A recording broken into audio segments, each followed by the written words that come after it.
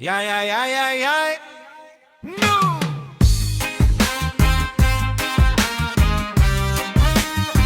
Oh, yeah.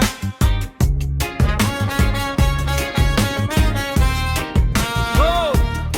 May isang tao sa trabaho, kakaiba ang galawan, laging nasa harapan, laging gustong mapansin. Konting kilos, konting gawa, todong pagpapakita. Kala mo naman siya na ang may-ari ng kumpanya. Sa bawat meeting, siya ang bida. Sa bawat usapan, siyang may salita.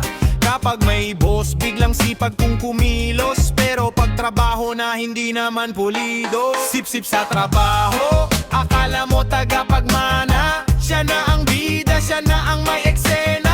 Halos siya na lang ang may boses sa kumpanya. Siya na lang ang napapansin, siya na ang importante raw. Pero kung trabaho ang tunay na pag-uusapan, hindi naman maayos, puro pagpapapansin lang. Sip-sip sa trabaho, wag sanang kalimutan. Hindi sa kapal na mukha na susukat ang husay sa trabaho.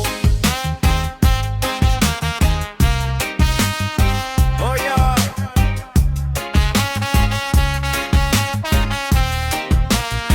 May mga taong tahimik, pero tunay na nagtatrabaho.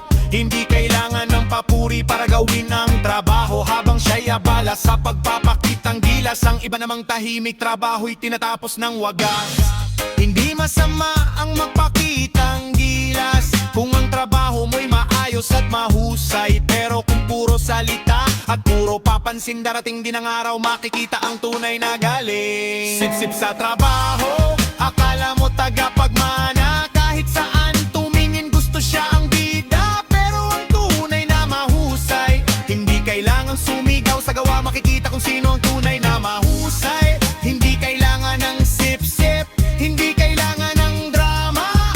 Respeto'y nakukuha sa maayos na gawa. Kaya kung gusto mong maging tunay na bida, trabaho ang ipakita, hindi puro pagpapapansin sa kumpanya.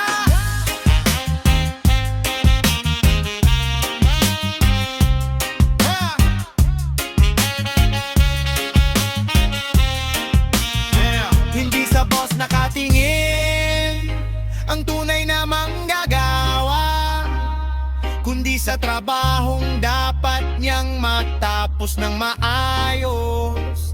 Sip-sip man o tahimik, isang bagay ang mahalaga.